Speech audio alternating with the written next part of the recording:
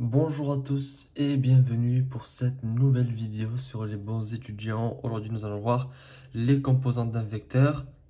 Tout d'abord voir c'est quoi une composante, puis voir comment on numérote les composantes d'un vecteur. Juste avant de commencer cette vidéo, je vous recommande d'aller lire la description de cette vidéo qui va vous apporter plusieurs informations qui ne sont en aucun lien avec ce cours, mais plutôt avec votre vie professionnelle et personnelle à côté et pour préparer votre futur et votre avenir. Donc, commençons cette vidéo en parlant des composantes d'un vecteur. On parle d'un vecteur de Rn, donc on appelle une composante de ce vecteur les n nombres réels le constituant. Une composante d'un vecteur, c'est tout simplement si je note le vecteur par exemple v et que je dis que c'est 2, 3, 5 et 7, ben, le 2 c'est une composante du vecteur v. Le 5 c'est également une composante. Chaque chiffre entre guillemets est une composante. Donc c'est ce qui compose le vecteur et il y a autant de composantes que la taille du vecteur. Ici c'est un vecteur quoi? C'est un vecteur ligne de taille 4. Donc c'est un vecteur ligne taille 4. Et donc ce vecteur il est composé de 4 composantes. La composante 2, 3, 5 et 7. D'accord? Donc ça c'est pour la définition d'une composante, qui est en réalité très simple et très facile à comprendre. Maintenant, on va voir comment on numérote les vecteurs et les composantes. Donc tout d'abord, on a une convention pour les vecteurs lignes et pour les vecteurs colonnes.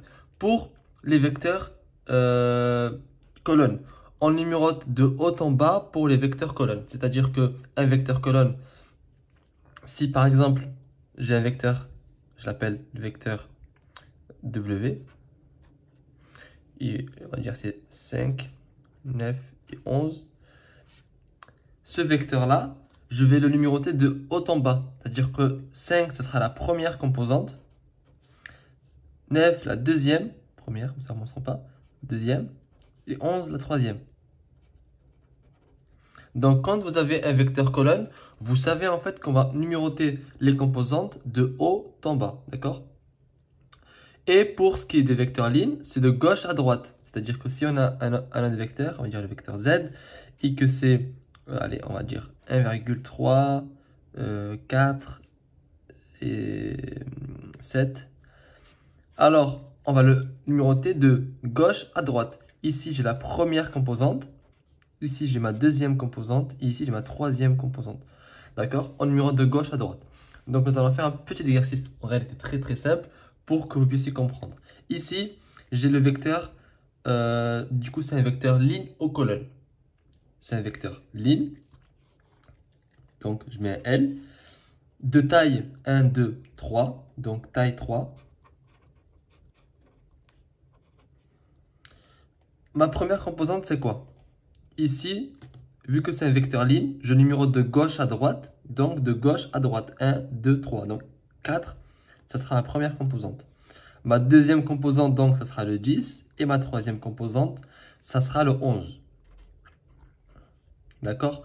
Maintenant, un autre exemple. J'ai mon vecteur, ici, c'est un vecteur colonne ou ligne. C'est un vecteur qui est en colonne. Donc, c'est un vecteur colonne. C'est de taille 1, 2, 3, 4. Donc, de taille 4. Et ici, ma première composante, ça sera quoi? Je vous rappelle que pour les vecteurs colonnes, je note de haut en bas. Donc, ma première composante, ça sera le 9,2.